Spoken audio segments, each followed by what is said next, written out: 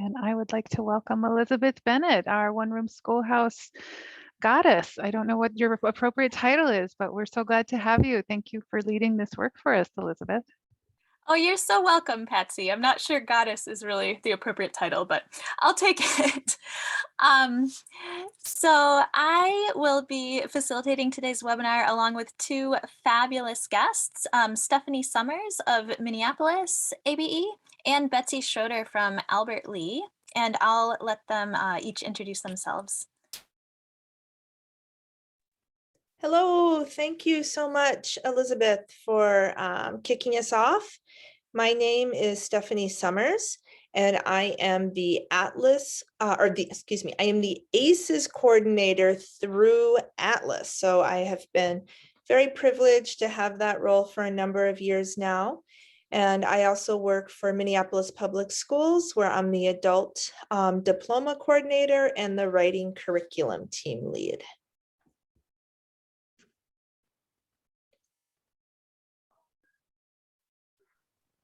And it should be there. And this is Betsy. Am I there? Yes, we see you. Okay, I can't see myself for some reason. I'm Betsy Schroeder, and I work in the Albert Lee Adult Education Center, of course, in Albert Lee. And I teach GED, and I also teach ESL here. And so we really do have a one-room schoolhouse. We only have 2 teachers in this program. And so, you know, we have a wide variety sometimes of levels in our classrooms. So that's what we're talking about today. Thank you so much, Betsy and Stephanie. And I teach in Burnsville at the Burnsville School for Adults, and I have also taught in more of a one-room schoolhouse context in the Dakota GED and ABE program in Minneapolis.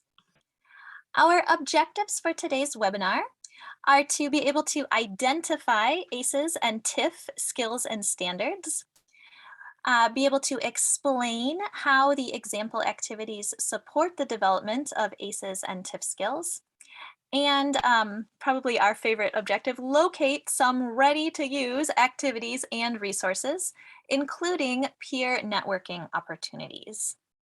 And I'll turn it over to Stephanie to talk a little bit more about the ACES project. thank you so much. So I know some of you who are joining us today might be new to Minnesota ABE, or it might have just been a number of years since you've connected with ACES. So we wanted to spend just a couple minutes kind of reminding everyone of what ACES is, starting with what does ACES stand for? So ACES is an acronym that stands for Academic, Career, and Employability Skills. This initiative started in 2013, so it predates some of the other initiatives, including the OCTE employability skills framework that some people might be familiar with. Minnesota knew that there was a need to develop some training and some resources around these really important skills. And so ACES was launched here. It was a very collaborative effort with people from adult education, higher ed, and the MNSCU system, and also workforce partners, all being part of the initial planning. So the purpose of ACES is to ensure that ABE programs are able to provide effective contextualized instruction, integrating post-secondary education and training readiness, employability skills, and career readiness at all levels. So we know that we can't wait until a learner is, finished learning English or has met all these maybe CCRS standards before we start to work on some of these skills, because in reality, having a strong ACES foundation can really help to propel our adult learners forward and help them to reach their goals more quickly, no matter what level they're at. And these are the skills they really need to be able to be fully functioning in all aspects of their lives, be that academic or community or work. So let's go to the next slide, Elizabeth. Thank you. So what is the ACES project? So ACES is the name of the initiative. And then that initiative, one of the main things that was developed was the Transitions Integration Framework, or the TIF.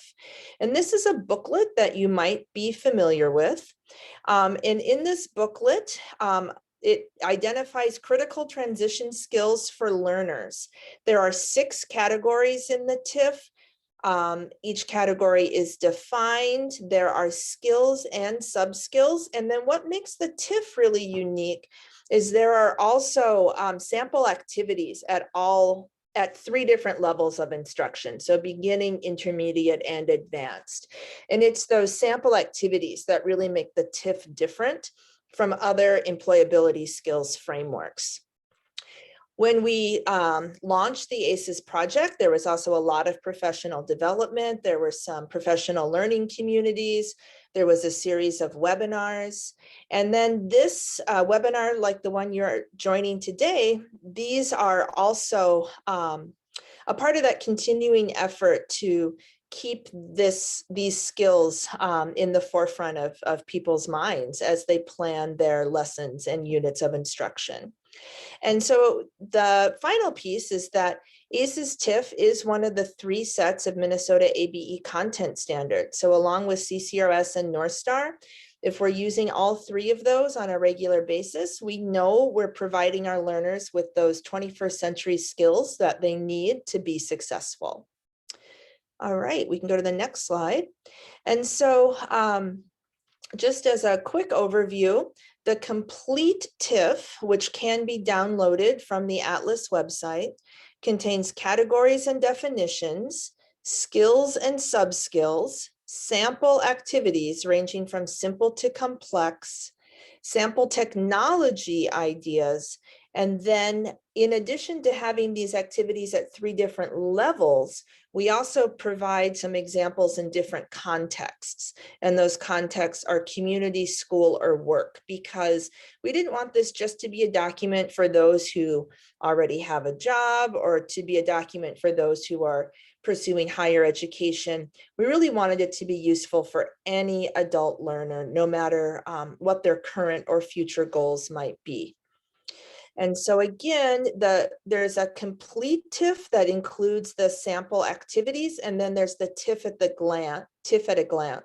And TIF at a glance just has the categories, skills, and sub-skills without those activity examples. And both can be downloaded from the Atlas website, from the ACES resource library. Okay. And I think that is it for me. So we will now launch into learning more about one of those skills. Elizabeth's going to talk about self-management. Yes, thank you, Stephanie. I think self-management is possibly my favorite category of the TIF. I think it's one of the areas where my learners typically need the most support. There's a little description here. Self-management refers to steps, strategies, and skills that individuals can use toward the achievement of goals. Some examples include organizing study materials, setting goals, and monitoring progress. Teaching self-management will prepare learners to succeed in environments where there is little guidance, structure, and monitoring. So that little structure and monitoring sounds a lot like remote learning, which I know has been a struggle for my learners and probably for many of yours as well. So I was teaching self-management skills before the pandemic, but they seem to have become even much more important since we've been doing all this remote and hybrid learning. The first skill in the TIF under self-management is students will be able to set realistic goals and work independently to achieve them. So again, not very much structure, not very much monitoring. Our students have to be able to work towards their goals on their own. And my little pro tip at the bottom here is to give students regular low stakes opportunities to practice setting goals and reflecting on their progress. Um, it might seem strange to us, but when you really think about it, some of our learners actually don't have very much experience setting, especially academic goals for themselves. So as much as we can, let's give them opportunities to practice that skill. One way that I did this when I was working in person and I was coordinating some volunteer tutors was by creating this tutoring session log. And I asked my volunteers to go through this with the learner at the beginning of each tutoring session. And together, they needed to come up with a goal for what specifically they wanted to accomplish in their time together. So not just work on math, work on reading, but something more specific, and give it, a deadline, a time when the session is ending. So by 4 o'clock today, Amy will read and take notes on page 50 of the science book and complete problems 1 through 3. So something very specific that they can accomplish in the time that they had planned together. And then equally important as to setting the goal is reflecting on the goal at the end of the session.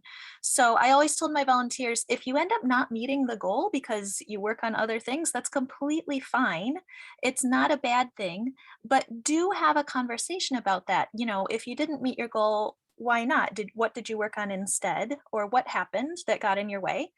And then what would the student like to work on next time? So setting us up to maybe have a goal ready to go for the next tutoring session. When I had in-person classes, I would also provide students with a paper learning log. So we had one for the math class and one for the reading class. And this was not so much setting goals, because I would tell students what our learning target or our objective was each day, and they would copy that in that column.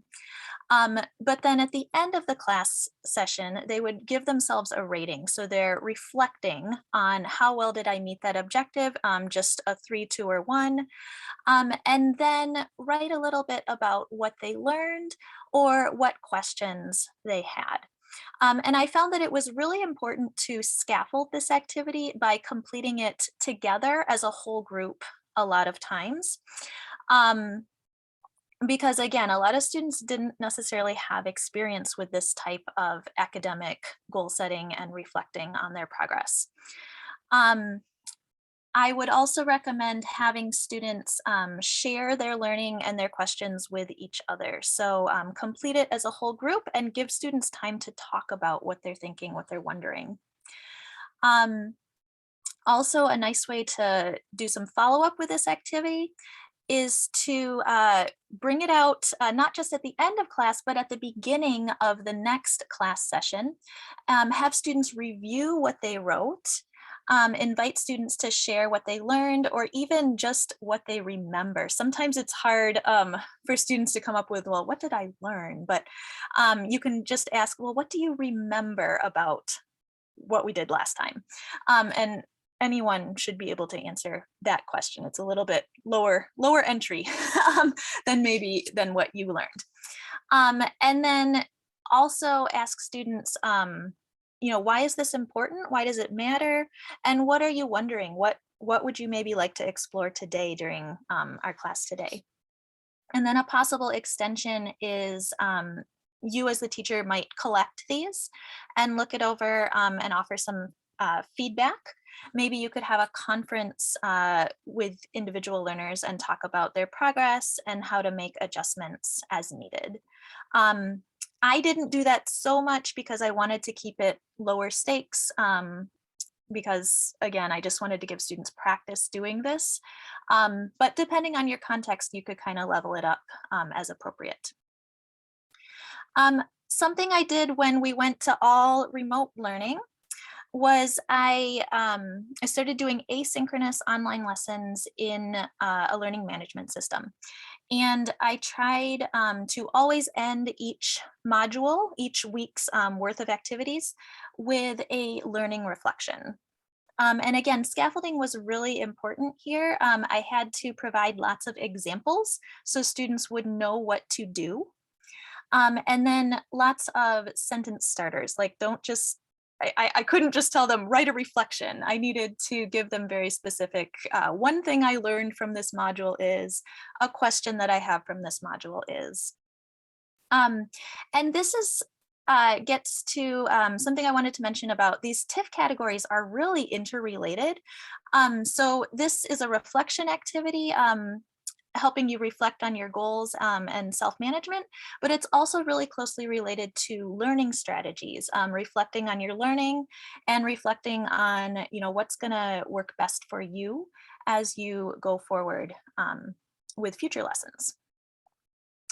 Another online digital activity is a weekly check-in form that I have used with learners kind of in conjunction as we transitioned back to having both synchronous and asynchronous learning. I thought it was really important to have some sort of a check-in with my learners about their asynchronous work. So I asked them to complete this form once a week. And just Gail has put the link to it in the chat, but I just basically asked them, what did you do this week independently? Which learning platforms did you work on? And then I asked them to reflect a little bit on what they learned. And again, it could be academic learning, but it might be more self-management and learning strategies. So maybe they learned something about math, but maybe they also learned like, oh, I shouldn't try to study at 1 a.m. because I'm too tired and it's just not productive for me at that time. And then also just some open-ended questions about what went well for you, what was challenging, and will you do anything differently as you work on assignments next week? And I did set it up as a quiz just to make it a little easier for me to send feedback to students. When you set things up in Google Forms as a quiz, you can email feedback really easily, but you wouldn't have to do that necessarily. Another resource I came across was this blog post from teachwriting.org. I'll warn you, some of it is a little Pinteresty and there are quite a few links to Teachers Pay Teachers things, but this poster here is free. It's a free download. And I really liked the way it was set up, just with different levels of questions for reflection. And these are some other reflection questions that other teachers have shared with me. This first one, what do you like about your work? I love that question, and it's so great in multi-level contexts. I actually got it from a first grade ELL teacher. She was asking her students, what do you like about your work? And first graders could answer it. And I like that second one too, what are you proud of? A lot of my learners just kind of suffer from lack of confidence. And so I think it's really important to help them recognize you are on the right track, you are doing what you're supposed to be doing, and you are making progress. So let's celebrate that, let's recognize that. And you will receive, I just wanted to mention, a PDF of these slides after the webinar. So, and everything is linked in the slides as well. So don't worry if you're having trouble clicking on all these links in the chat. So the second self-management skill listed in the TIFF is students will be able to manage information and materials for one's own learning and goals. So this is all about organization. And my tip here would be to consider both paper-based and digital organization. For paper-based organization, I think it's really important to provide materials, provide supplies for your learners as much as possible. A lot of my students were experiencing homelessness. And so it was, it was hard for them to have notebooks and binders, and I didn't necessarily expect them So it doesn't have to be expensive. Something I did was I would just make a note-taking and learning log booklets that were, I mean, literally copy paper that I had stapled together. I had that learning log in there, and I taught them to put sticky notes on the various pages as a tab. And so that was just one way that we could stay organized and find things more easily. Also consider reclaimed supplies. At my program, we were right next to a high school, and the high school would give us notebooks that maybe a high school student had written on like the first 3 pages, and then the rest of the notebook was perfectly usable.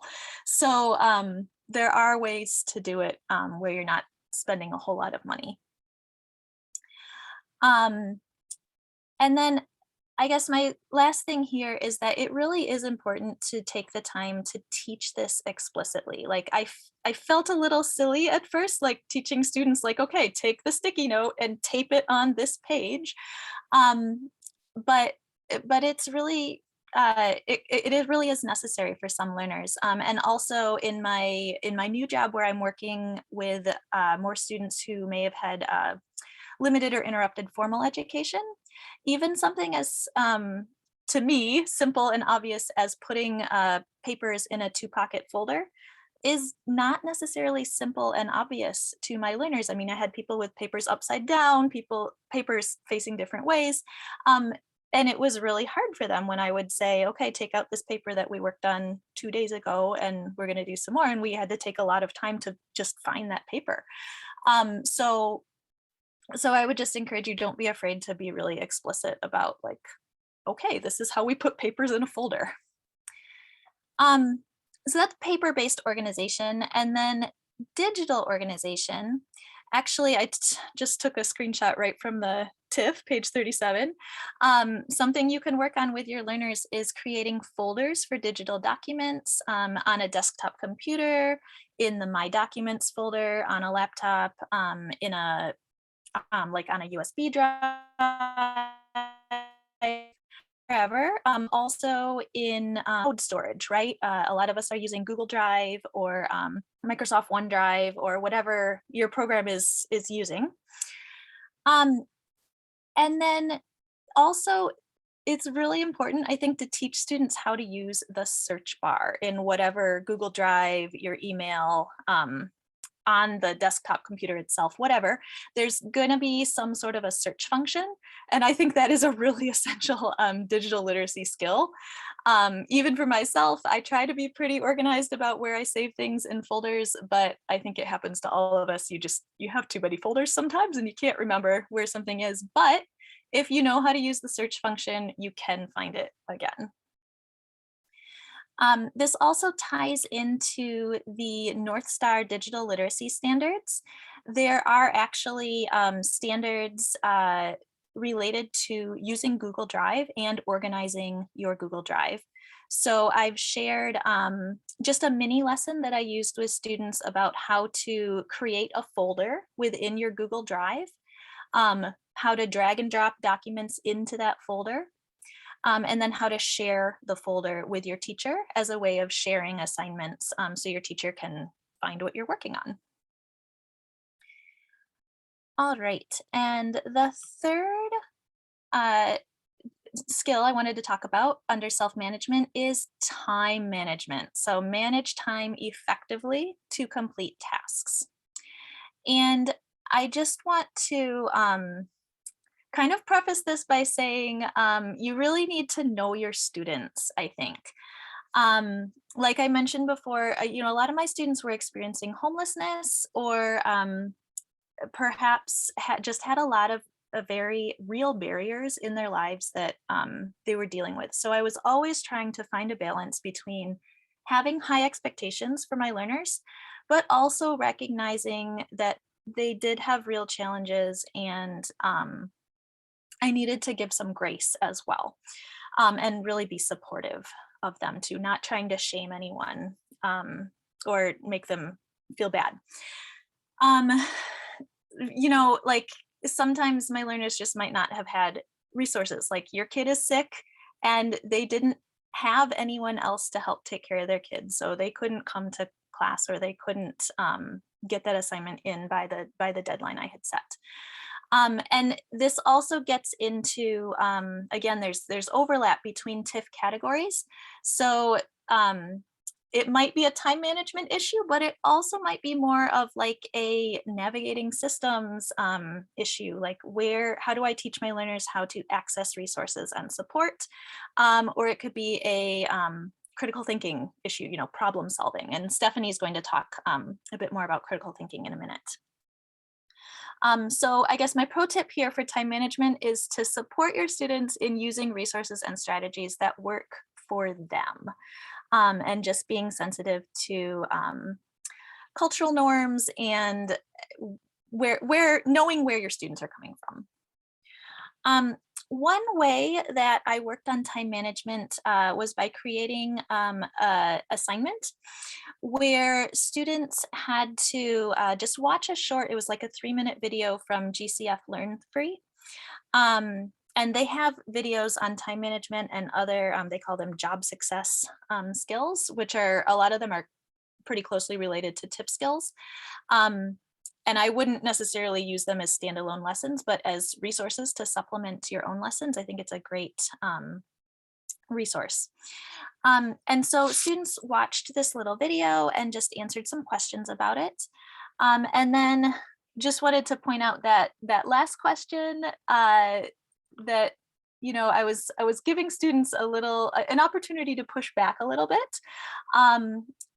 So asking them, were there any tips in the video that might not work for you? And what could you do instead? And I gave the example of, in the video, they suggested you should just wake up an hour earlier so you have more time to do things during your day. And my response to that was like, well, that was great for me when I was a single person, but now that I am a parent of 2 young children, I kind of need all the sleep I can get. And so maybe that's not the most useful tip for me. I need to figure out something else that is more realistic and workable. So that was part 1 of that assignment. And then part 2, I asked the students to consider all of the things that they had to do in a week. So school activities, but also work and family commitments and doctor appointments and religious community activities and anything else.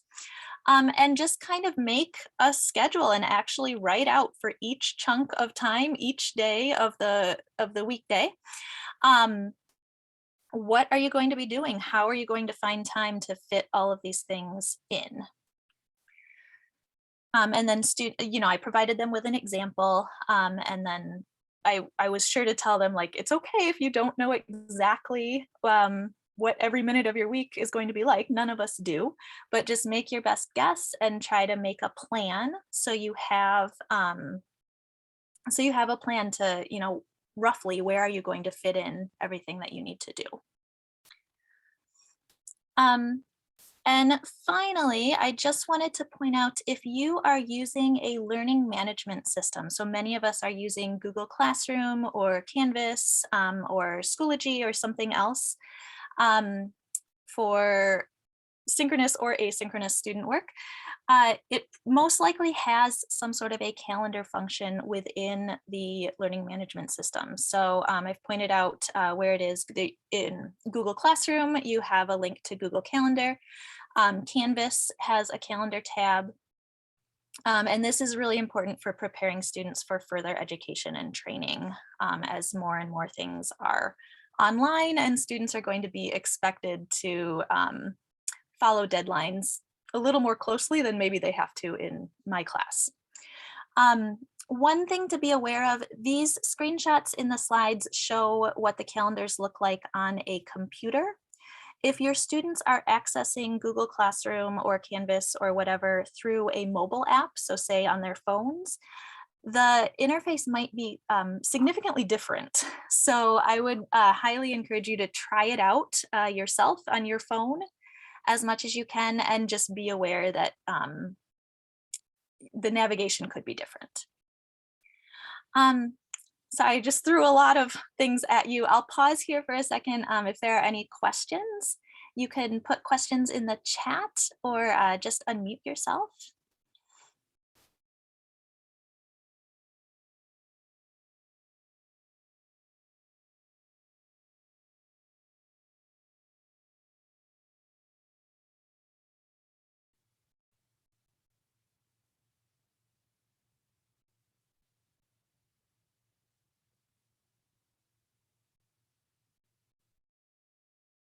Oh, thank you, Stephanie.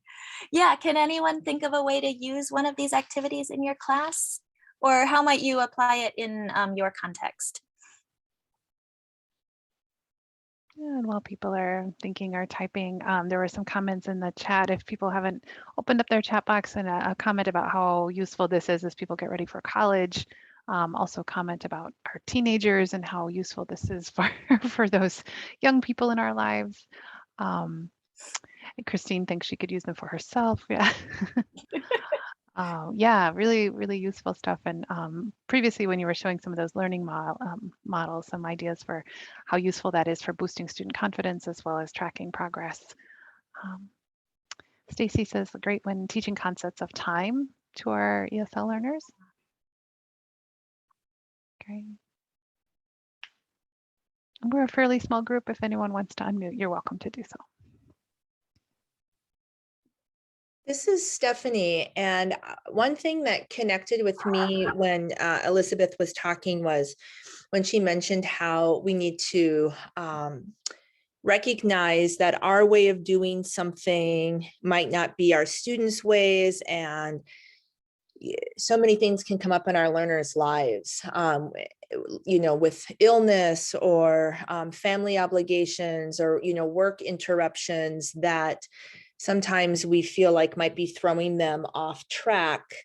And I recently had an experience like that where I was speaking with a diploma student, and she was kind of expressing to me about how she wanted to get done quickly and get her diploma and move on. And I made a comment about how I noticed she hadn't been attending class very much.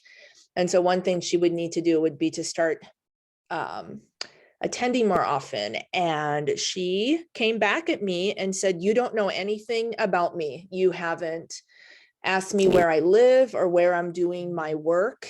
And she went on to explain how she's experiencing homelessness.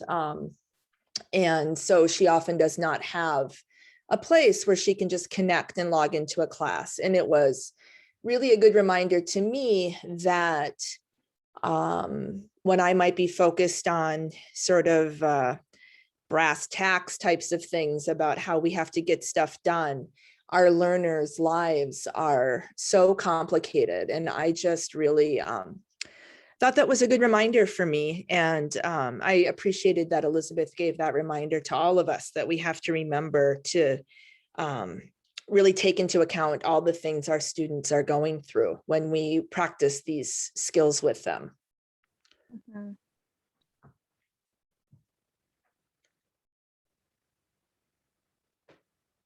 And there's some Christine, great... it looks like you raised your hand.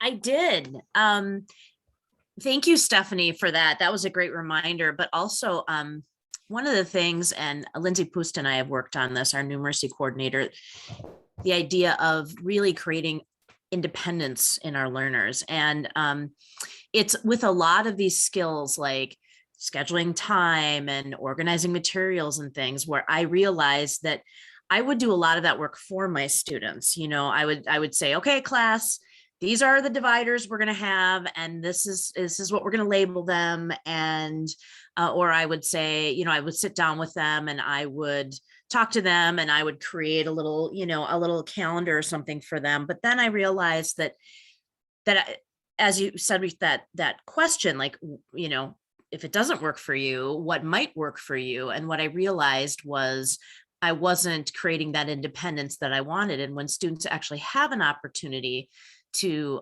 play with these techniques themselves and to really relate them to their individual circumstances or the ways that they think or want to organize things, it sticks much more than when I was doing it for them. Mm-hmm. Thank you for that, Christine. All right. Well, I think with that, I'll pass it on to Stephanie to talk more about critical thinking skills. All right, thank you so much, Elizabeth, and thank you for getting us started here and for for running our slides for us and doing all the things.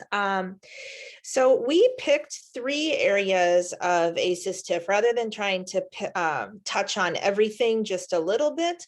We wanted to instead maybe pick 3 areas where either Elizabeth thought teachers had talked about wanting more support or needing new ideas, or where we each felt like we could really provide some new insights. And so Elizabeth working on the self-management, and now I will talk a little bit about critical thinking skills, which are some of my favorite skills from the TIF. So in the TIF, the definition of critical thinking is that it requires disciplined thinking that is open-minded, rational, and informed by evidence in order to arrive at decisions or conclusions that go beyond factual recall. In ABE classrooms, critical thinking skills involve actively applying thinking strategies that range from analyzing relationships between components to drawing conclusions from a variety of data. Critical thinking skills are increasingly essential for ABE learners to succeed in the workplace, higher education, and in navigating the complexities of 21st century life. And thank you, Gail, for chatting out the link to the ACES resource library. And also, I know I forgot to put the slide numbers next to my link, so thank you for doing that. So we'll go to the next slide. So the first skill underneath the critical thinking category is to organize, analyze, and illustrate relationships between components, items, and ideas. And so one of my favorite ways to practice this skill is by using different types of graphic organizers. And as Elizabeth mentioned when she was speaking, there is so much overlap in the TIF. And so I think the use of graphic organizers comes up in critical thinking. It's also a part of learning strategies. One of the ways I will talk about using it would also touch on effective communication, because there's some listening there for specific purposes. So it's definitely true that these skills overlap and sort of blend into each other. When I was trying to think about what to share, I was trying to think about what I know about a one-room schoolhouse, because I haven't taught in one for quite a while. But what I think about is sort of multi-level. And then I think about something that is an activity you could use with just one or two learners, and something that is not going to require a lot of prep. I know that one of the things my colleagues in one-room schoolhouse settings talk about is how they never know who's going to show up during a particular class. Often there's sort of just a drop-in model. And so you kind of have to be ready for anyone. And so I was trying to pick activities that I thought might work low prep and with a variety of learners. So my pro tip is to use a graphic organizer. And one of my favorites is a Tchart. And in fact, if you've heard me talk before about ACES skills, you might well have heard me talk about Tcharts, because they truly are one of my very favorite things, largely because they are so low prep and they're extremely versatile. So if we go to the next slide, here is an example of a Tchart. So a Tchart is really just a 2-column chart. So the prep could be as easy as asking a student to fold a piece of paper in half vertically and drawing a line down the middle. And then you divide it into 2 pieces, and it becomes a sorting activity, because you're asking students to categorize or sort ideas into 2 different columns. So one of my absolute favorite activities that became a routine in my class when I was teaching more ESL students was what I used to call true-false dictation. And so, we would spend a lot of time reading something. So an example I grabbed for today was just this wonderful story from the Reading Skills for Today's Adults website. This one's about winter driving. It would work with just about any text. I can't think of a text it would not work with. So students read it, you do all of your normal activities. Maybe you talk about the vocabulary, you might ask some WH questions, maybe you have a text dependent question set. And I would usually do the true false dictation the next day. So it would kind of be a follow-up to the reading that we had done. And so what I would do was I would have the students prepare a piece of paper, making those 2 columns.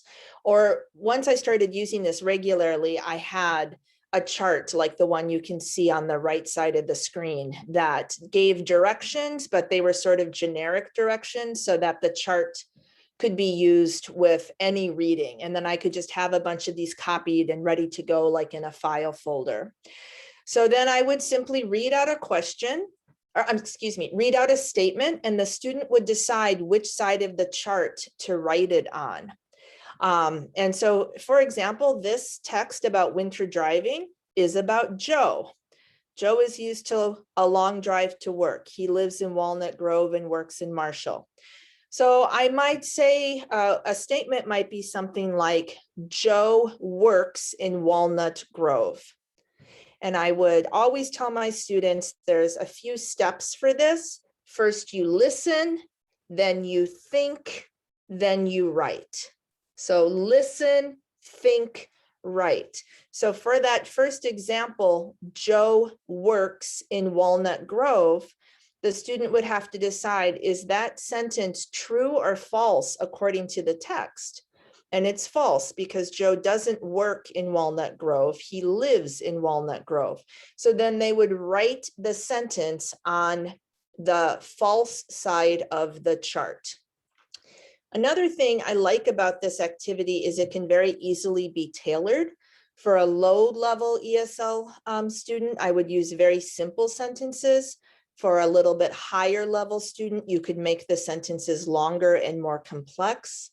You could use more academic vocabulary, but it is a great way to practice recall with students and critical thinking, because they're having to remember the details from the text, but then take that extra step of sorting them by true or false. And I was thinking about how could I use this activity with just maybe 1 or 2 students, or would there be a way for a student to do this really without my help? And I thought, well, maybe I could record the sentences. I know my program uses a learning management system. I know Elizabeth was talking about learning management systems a few minutes ago. We use Schoology, and there are tools within Schoology that allow teachers to record questions that are voice questions. So the student could listen to the sentence and then type it either in Schoology or write it on a piece of paper. And I know there are other types of software that would allow simple recordings, like QuickTime allows an audio recording. And then you could just have those files ready to share with a student, using a computer. Or if you did not need it to be a listening activity, which it wouldn't have to be, you could have the sentences written on a piece of paper, and then the students could just sort them that way, either as strips or by writing them, copying them on the correct side of the chart. So there's some flexibility there. I was also thinking if you even had 2 students in your class, you could have the students dictate the sentences to one another as a way to practice that effective communication as well as critical thinking. So this true false dictation is one way that I love to use a Tchart. And if you go to the next slide, here's another way. So my friend and colleague, Heather Turngren, she knows that I love this activity. And once I introduced her to it, she created this great chart for her GED science class, where she gave some vocabulary words at the top, and then the students are sorting them according to whether the word, those are all nouns, of course, whether it's a biotic or abiotic thing. So is it a living thing or a non-living thing? We have brainstormed other ways to use this. If you were studying different types of reactions, for example, to keep with the GED science, students might have to determine if it's a chemical reaction or a physical reaction, for example.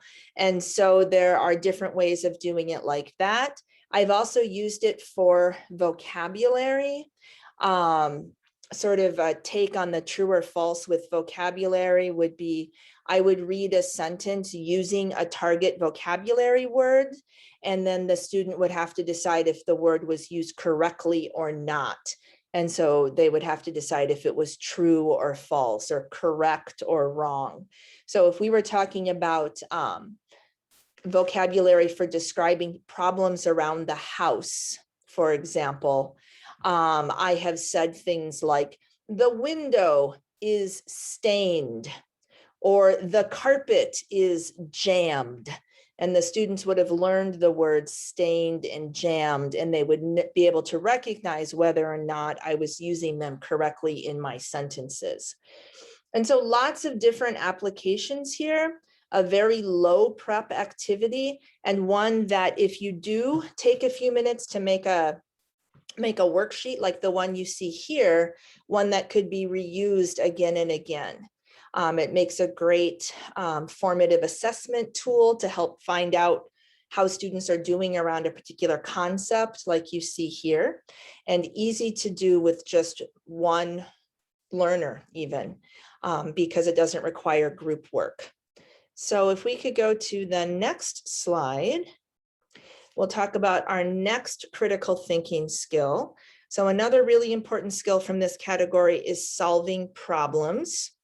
And so my pro tip here has to do with scenario-based learning.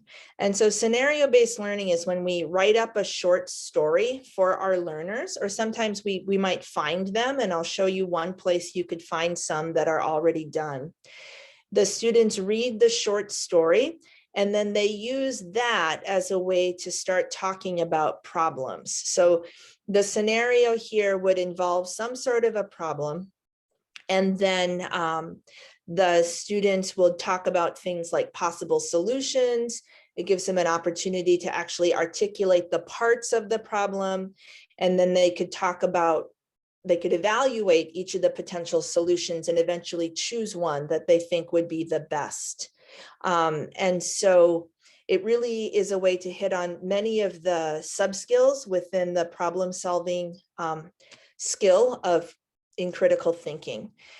So again, a scenario is a short story that can be tailored to many different reading levels.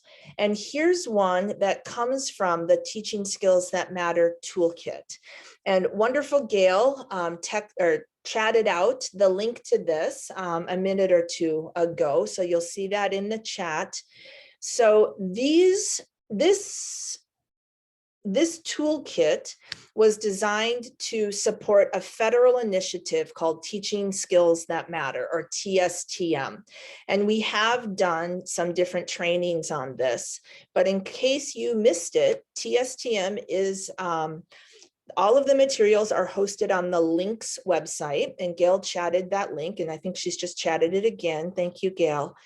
The toolkit is divided into 5 content areas. So there is health literacy, financial literacy, workplace preparation skills, civics education, and digital literacy.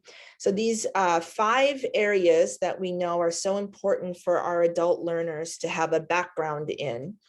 And then there are 9 central skills that are the skills that matter. And many of those skills are very closely connected to the skills in our TIF. So there is navigating systems, for example. There is communication skills, for example.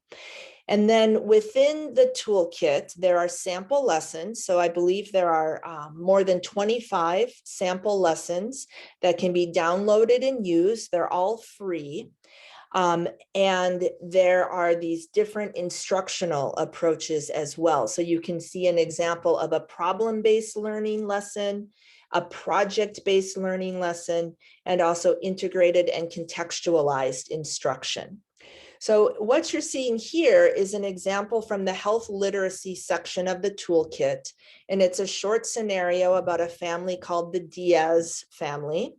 They are new to the United States and they needed to go to the doctor. And it talks about some of the kind of issues that they had at the doctor. The wife in this scenario is pregnant. When she went to the doctor, she found out that she's at risk for preeclampsia. They were not really sure what the doctor said because of their English skills. And so they basically, it's about trying to find a way to help this family better connect with their healthcare provider. And so as you can see, the scenario is pretty short. Then there are some discussion questions. And then in the lesson, it goes on to really flesh out some ideas for how you could have your students digging into this. In a one-room schoolhouse, if you just had 1 or 2 students, they could read this, they could answer the questions, they could talk about what they think the problem is and what a few different solutions might be. So this is a great one because it is all done for you. You don't have to do anything but follow that link and download the materials.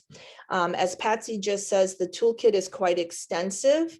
And who doesn't love ready to go lesson plans? And another great thing to mention is the lessons the entire toolkit with all of the lessons have been field tested. So they've gone through several rounds of pilots where different teachers from around the country have used them and then given feedback on them. And so they are high quality materials. Each section of the toolkit was worked on by a local expert. So Betsy Parrish worked on the civics education lessons. Miss Patsy Egan provided support to make sure that the lessons were well formatted and met the needs of our English language learners. And yes, I did also work on some of the lessons, or I've been involved in the project, not the lessons, but I've been involved in the project myself, and I'll be talking more about this at Language and Literacy. That will be one of the sessions I deliver. And I wanted to say, Christine put a message in the chat about the graphic organizers. Instead of using a bunch of different graphic organizers, choose a handful like a Tchart and develop thinking routines around them, right? So the great thing with the Tchart is once your students understand the basic idea of using it, that they're going to be sorting ideas into 2 different categories, you really can recycle it and use it a number of different ways. And then your students know what the task is and they can focus more on the specific content. Okay, so here, this was our scenario, using scenarios to talk about problems and problem solving. So I was trying to think of some other scenario ideas in case you wanted to look for some or try writing up one of your own. Maybe we wanted to create something about choosing between 2 jobs or colleges or training programs. So the scenario would be there's someone who is trying to make a decision like this, and you explain what some of the possible variables are, what some of the obstacles might be, and then your learners can really dig in and think about how they might evaluate the different possible solutions. Deciding whether or not to move to a new city or move to a new house or apartment. Dealing with transportation or childcare issues. Making a financial decision, like whether or not it's a good time to buy a car, maybe. And what I love about scenarios is they do take a little bit of time to create, not too long, but you can really tailor them to your students' language needs and also to maybe some of the specific problems students in your class might be facing, so that they really do feel personal and like they were written for our very own adult learners. All right, so we'll move on. Here we have the third skill from critical thinking, which is use information to draw conclusions and make decisions. So again, for this particular pro tip, I went back to an activity I have loved for a number of years, and it's what's going on in this picture from the New York Times Learning Network. It is a great resource to use. Every week, the New York Times posts a picture without its caption. I believe they post the picture on Monday or Tuesday. The picture usually comes from the Associated Press. And then you can share the picture with your learners. You could print it out. You could share it using a link. And the idea is that students look at the picture and they're thinking about the picture as though it were sort of a text, and they are coming to some sort of a hypothesis about what's going on in the picture, or we might call that a claim. And then they are using evidence from what they can see in the picture to support that claim. So again, this is something you could do alone with a student, because the student could work independently with the picture. If you had a couple of students in class, you could gather different ideas about what they think is going on. And then every week on Thursday, the New York Times posts the official answer, or they post the caption for the picture, so you can check to see how close your guess was to the actual explanation. So if we go to the next slide, here's a picture from December 6th. And it might be a little tricky to see. There's a bunch of people standing around. They've kind of formed a circle around something. And what they are looking at is a penguin. It is a penguin. So looking, when I give directions about this, I sort of use the directions you can see on the left side of the screen. These are the directions that come from the website. So what is going on in this picture? What do you see that makes you say that? What more can you find? And so we might say, this picture was taken in a crowded place. Why do I say that? Because I see lots of people. It looks like they are inside. I say that because it looks like they are standing on something like concrete. I also see a penguin, so I wonder if they are at some place like a zoo, for example. So it doesn't really matter what your students say. The important part is that they are supporting their ideas with evidence from the picture. And Christine says she likes to use these what's going on in this picture image in chat stations, where students rotate through the images in small groups and are guided to have collaborative conversations about what they think is happening, with evidence to support their inferences. Yep. And then we could get into using things like sentence stems or frames for making inferences. I used to do this a lot as a warm-up activity, one time a week, where we'd show the picture, students would make their claim. I would use it in Schoology, actually, because you can post a picture in the discussion board feature there. Students would write about it. And then later in the week, we would go back on Thursday and find the caption. So if you go to the next slide, here is the reveal. So apparently this image was originally published on March 11th, 2011. The original caption was Antarctica in black and very white. And apparently these are old photographs. So this photograph comes from 1947. And the original caption read, "A penguin assesses its captors." So they're just kind of fun. Very rarely are you able to guess exactly what's going on, but it's a neat way for students to connect with, this resource, the New York Times, but also to be able to make a claim and support it with evidence to start building those skills. All right, and there's one more category from the TIF, and it has to do with recognizing bias, assumptions, and multiple perspectives. And I think just like Elizabeth sort of went to and shared with us Source, the GCF free lessons, I went to North Star Digital Literacy for this one. Their curriculum has a whole unit on information literacy skills. And lesson 5 is about evaluating resources for bias and reliability. And every ABE program in Minnesota has access to this curriculum. So if you're not sure how to access it, speak to your program manager for more information, because it should be a free resource for you. So this lesson plan here, it aligns to different standards. We have some vocabulary, bias, depth, evaluate. So these lesson plans are very well laid out with the different standards, the vocabulary, it's all scaffolded. It's really great. And it's obviously low prep because all the materials are right there for you. So there's the lesson plan, and then there are the supporting materials. So if we go to the next page, we learn that in this lesson, students become familiar with an acronym, ADAM, and each letter of that word helps us remember something important when we're evaluating a website. So the A is the age. What's the age of the website? When was it last updated? D is depth. Are you able to find out where the information on this website comes from? What are the sources? A is author. And of course, author is very related to bias. If the author works for an organization or has a financial or political stake in the information being shared, that is less reliable, right? And then the M is money. Who is paying for this website? Where does the content come from?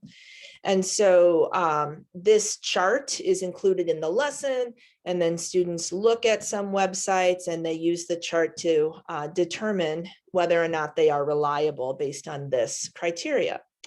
So a great lesson. The North Star lessons can easily be used with just one student. A student could go through this checklist alone, or working in a small group or with just maybe 1 or 2 partners. All right, so those were all of my ideas for building up critical thinking skills. And I will now turn it over. I will ask if there are any questions or comments.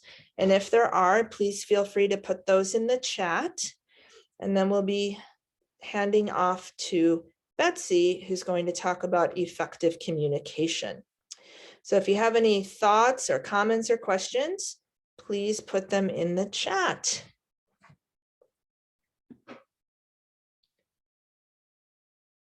All right, so Betsy, why don't we go ahead and start? There we go.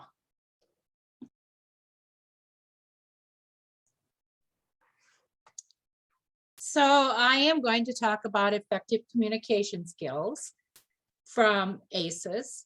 And it starts with what are effective communication skills all about. Effective communication is a two-way process between individuals of diverse backgrounds and experience in which information is conveyed and received in ways that are mutually understood as intended. This can include speaking, writing, and all forms of nonverbal communication. Examples of activities in this category could include adjusting communication to suit various audiences, questioning to clarify meaning and to enhance understanding, or articulating differences and appreciating how differences can affect communication. Teaching the skills in this category will help the learner give and receive information in a purposeful, appropriate, and collaborative manner. So you can go to the next slide. So I looked first at the skill areas in the ACES. There are 3 skill areas for effective communication. The first skill area is students will be able to engage positively and actively with individuals in both one-on-one and team settings to accomplish goals. The second skill area is students will be able to use language style, level of formality, and nonverbal cues appropriate to context and task in oral and written communication. And skill level 3 was students will be able to utilize a variety of technologies for communication. So considering all of that, I looked at first the types of communication that there are. And so the first one is verbal communication, probably the one that people think about first. We all like to talk, maybe. So engaging and speaking with others. Lots of ways to do that. There's face-to-face, there's in-person. Today with technology, we can see a person right on our phones. And of course, through Zoom or other programs like Skype on the computer. There's 2 ways to communicate. There's a formal communication and informal. Informal communication is when we're talking with friends, and we are probably a lot more relaxed with that kind of communication. The other one, the formal, is more like having a meeting, maybe even with your boss, where you are a little bit more careful about the language that you use. But there are other ways to communicate. One of them is the second one I have on this slide, nonverbal communication. Nonverbal communication talks about things like, what is your facial expression? Are people smiling? Are they scowling at you?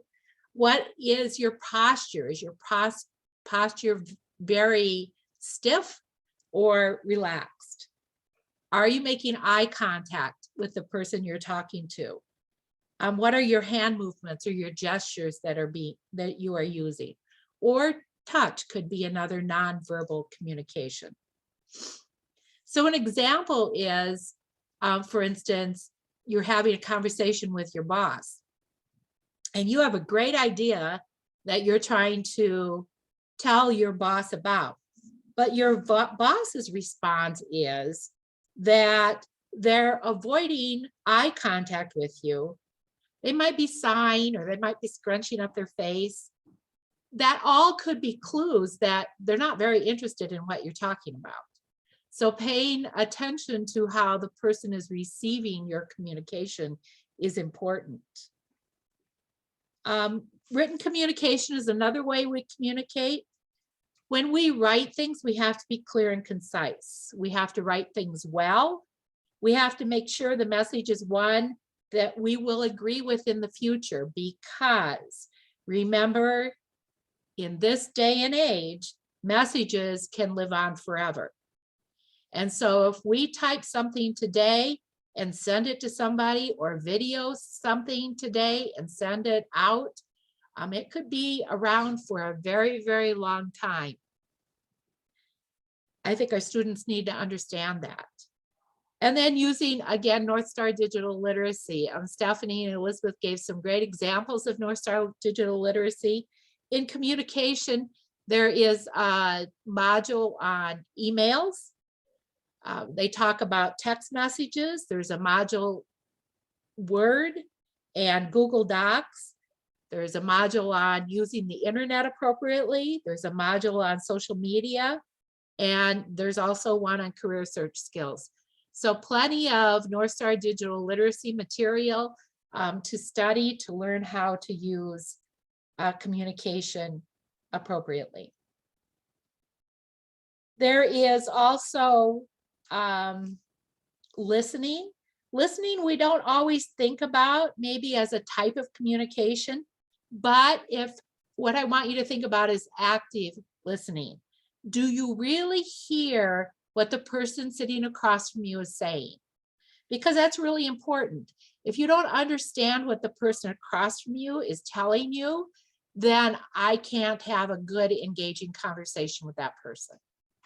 So I think that listening is a great form of communication that we need to pay attention to with our students. And one idea I would have is role playing, giving I messages. I heard you say, is that correct? So I think that is a good one. The last one is visual communications. Visual communications, of course, we can draw something, and I have done that in class many times. When somebody doesn't understand what I'm saying, I'll try to draw a picture about it. But what we really have to realize is that we live in a very visual society today. TVs are on 24/7. We have Facebook, we have Instagram, other programs, and we have videos and images that are constantly recorded, and sometimes without our knowledge. So we have to be careful, and we need to know how to handle these ways of communication appropriately. And I think that's a lesson that everybody can learn, but certainly our students can learn. So understanding how we communicate is the first step to communicating more effectively with anybody that we meet. So then I thought of some examples that we can use. And so go to the next slide. So I titled this slide Out and About Student Activities. And I would encourage you to share through chat if you have some good ideas or activities that you use. Because this is a time for us to share. So I teach in multi-level classes. Sometimes I have several levels in my class, and sometimes not so many. So I am one of those teachers that has to be ready, because I never know who's going to come in the door. Some students attend very regularly, but there are many students that do not attend regularly. I have to always be ready for them. So when you teach a multi-level class, sometimes it's good to think about organizing in themes. So maybe I would have a theme for a week or 2 weeks or 3 weeks about employment, or a theme about health, or a theme about food. And then I can teach the same thing, the same theme, for many different levels of students that are sitting in front of me. I would teach a topic at a certain group's level. So one thing that I've done is scavenger hunt. Now I've done scavenger hunts with just using the website, and that works. But I did do a really fun one that I wanted to share. I did a scavenger hunt, probably can't do it today with COVID, but I did it in the building, and I had students following different clues to find the next clue. And they were maybe led to a locker where they find a clue and follow it to the next clue. They maybe were led to somebody's office, and maybe in the office a more beginning student had to just ask somebody's name, or they had to get a business card, or they had to ask the person, a higher level student could ask the person, what is your job? Can you tell me about it? What do you do in this office every day? And then they would eventually return to the classroom and report what they learned. We had a great fun with this. Of course, I set it all up ahead of time so people knew if my students were coming into their office or into their classroom, but it really did work out well. The students had fun with it, and they learned a lot more about what goes on in our building than they knew before. The other fun one that I did with students was a field trip. Of course, before the field trip, I gave practice in content vocabulary ahead of time so that discussions or their writing when they came back was more developed and could be understood better. Excuse me.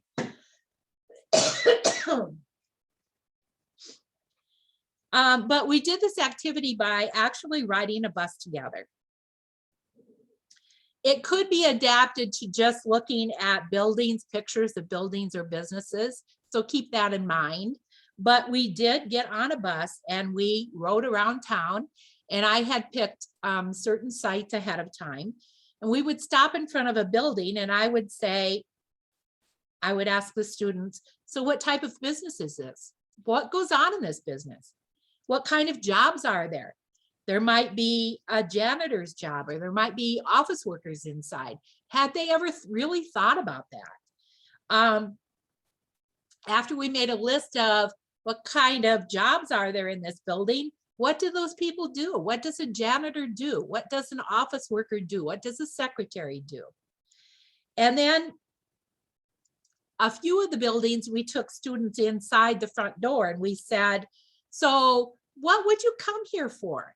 If you came in this building and opened this door and walked inside, what are you asking for?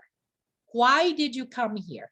Maybe it was something new that they didn't know about, like where to register their students for their children for summer programs, for like T-ball or swimming lessons. We actually did that. Many of the students didn't know where to go to register their children for those programs. Or maybe it was the library and we walked inside and we actually registered for a library card. So it was really good. When we came back, we did things like we made maps and we communicated directions. That's a big communication, to know which way it's north, south, and even left and right. Sometimes the students get really confused by that. So giving directions, practice giving directions was really good. And at the very least, sometimes we just walk out the front door of our building. What's going on outside? What's the weather like? What do we see? Again, we could discuss directions. Which way do we go to get uptown? Which way do we go to get to Hy-Vee? And what direction is your home from here? How do you get home? Or how do you get back to school the next day? So sometimes just walking out the front door, there's a lot of things to talk about just outside our world here in our classroom. They were all great fun. So you can go to the next slide. So this slide has to do with activities that I've done in the classroom for communication. The first one comes from a book, Compelling Conversations, Questions and Quotations on Timeless Topics. Really excellent book. It's just full of, and I put an example on here, a page from it, just full of question after question after question that could begin a conversation with your students. Do you need this book? Probably not, because you could have some of this, you could even Google some of these topics with questions. But the important part is that you have it readily available, that you don't have to look for it. It's right here on my desk. I use it for small talk at the beginning of class some days, and I definitely use it for fillers. We have 5 minutes left of class, and I am going to keep the students until the end of class. So at the very least, we have some small talk conversation at the end of class as a filler if we need it. You can go to the next slide. Another one is from the Standout book. It's a leveled book, a curriculum book from Cengage Learning, and National Geographic puts it out. And this is one page from their book. It's about giving using an evaluation form and watching students give and participate in interviews. And did they see these things happen in the interview? And they check it off if they did. Or they can rate it. Oh, this was okay, but it could be better. I'd give it a 2. Or it was excellent, they did an excellent job, I'd give them a 5. Before doing this interview form though, we did participate in watching videos and talking about do's and don'ts for a video, so that we were prepared for the criteria that's listed in this check off activity. Okay. I had more to say about, I'm sorry, go back. It's just, I don't want you to change the slide yet, but I have more examples of role plays. So another role play was having a mock store. You could use pictures. I mean, we have used pictures and setting up a store and buying and selling things. But the activity that made the most impression on my students is I have a big tote that's full of old clothes that I collected. And I did something to every piece of clothing. So we role play with this clothing that they have to return it and ask for their money back at the store. And there's something wrong with each piece of clothing. Like something might be ripped or stained or torn, or a really hard word for them are sweaters that are unraveling. And are they too small or too big? What are you going to tell the person at Walmart when you go to the service counter why you want to return this item of clothing? And so it really brought up a lot of good conversation and probably words they had not used before. Another thing I like to do role playing is with telephones, and they call an order pizza, and or that they're responding to automated messages. Automated messages are extremely hard for students to hear and know when they're told to press 1 for da da da or press 2 for da da da. They have a really hard time getting that, and I do too. I have to admit, sometimes I've hung up and called the place back just to listen to it again because I didn't catch which number I was supposed to press. It's difficult. And so I would encourage you to listen to automated messages in your local community, maybe from a theater or someplace else that would have, or Walmart even, that have the pharmacy that have an automated message where they're telling you to push 1 for something, 2 for something. And I would get that verbiage down exactly like how they're going to hear it, and then practice it in school, because I think that's really important. And my students have thanked me for that over and over again. You can also role play situations at work, talking to your boss or your manager. It could be a good situation, it could be a bad situation, but make sure that you change the roles around. Because I had a student tell me one time, she said, I never thought about it from the manager's point of view. Why was he telling me this? She said, all I felt was what I, as the employee, was feeling.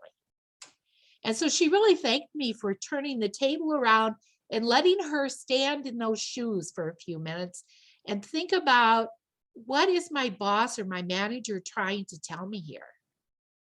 So that's good. And make sure that students get different viewpoints.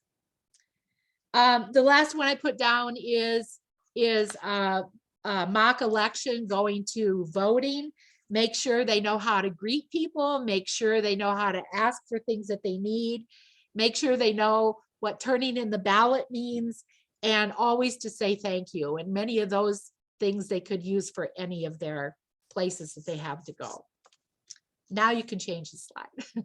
Thank you, Elizabeth. Okay, so this is doing projects together.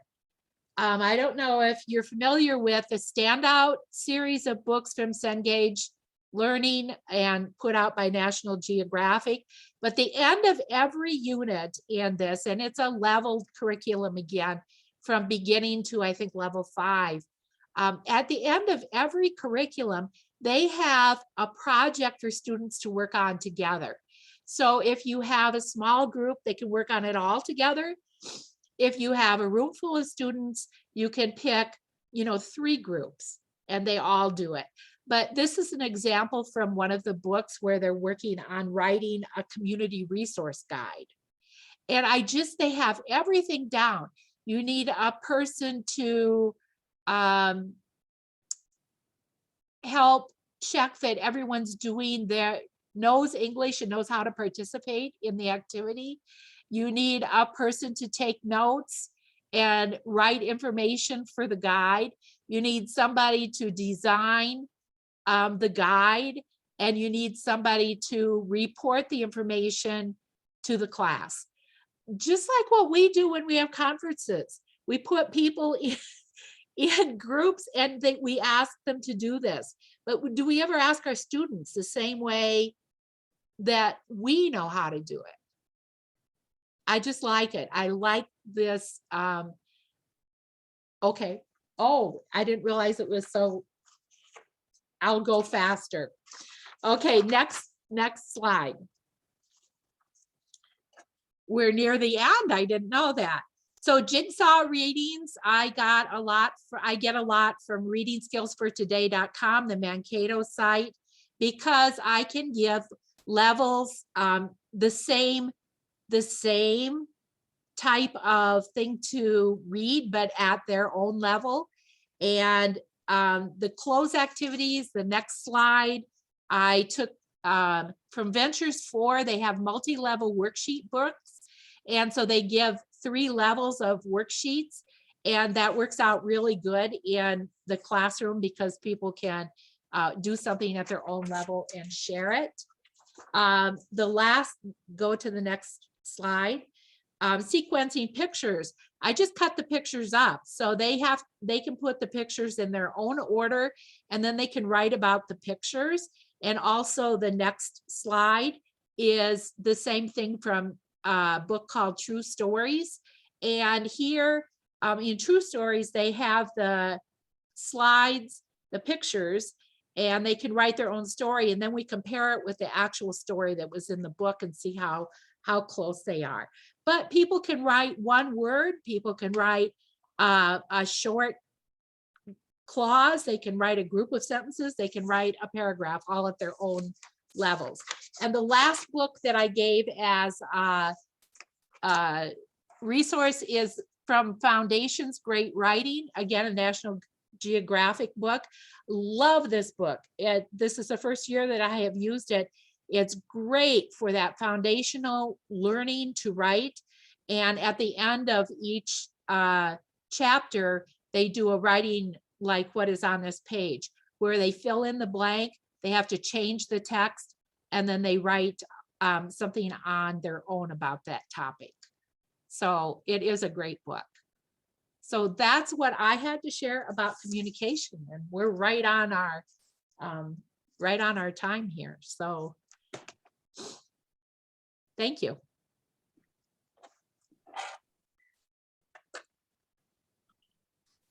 Okay, thank you so much, Betsy. So if anyone has a comment or question here at the end, we do just have like a couple slides left, and they are mostly reminders. So many wonderful ideas shared today.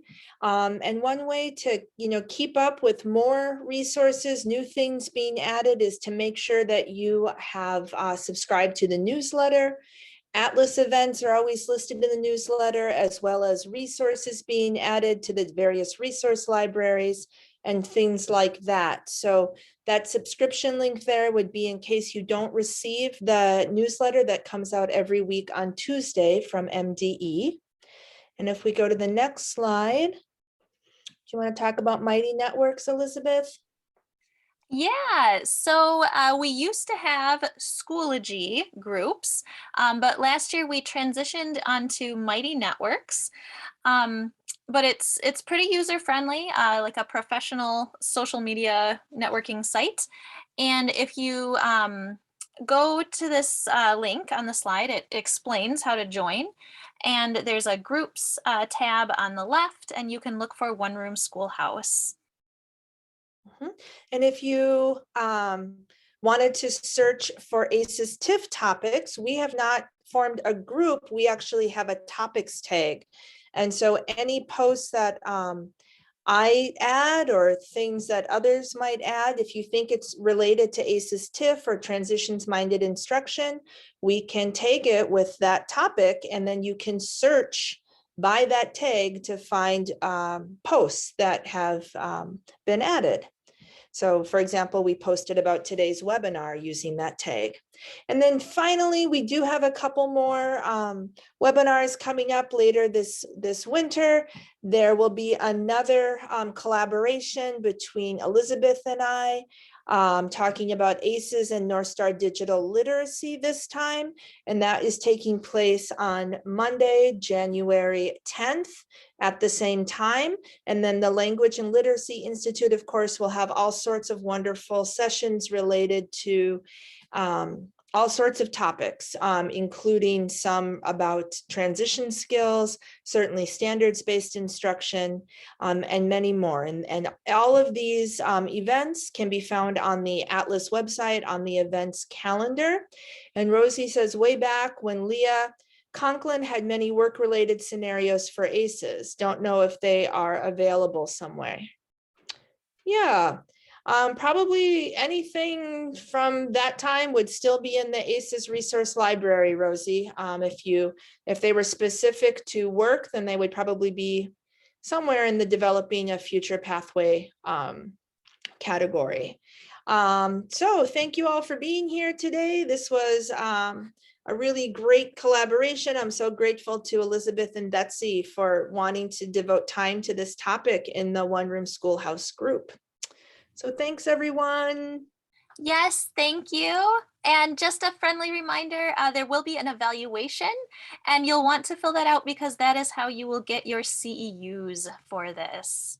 I believe there will be a link to it that we can put in the chat, and if not, you'll definitely get it by email. Yeah, you'll get it still get an email tomorrow, right? And I just want to shout out to Stephanie and Elizabeth. Thanks for your leadership on this, and to Betsy for joining us and sharing all your ideas. We'll go ahead and stop the recording, but we'll hang out for a moment in case you have another question. Thank you. Thank you.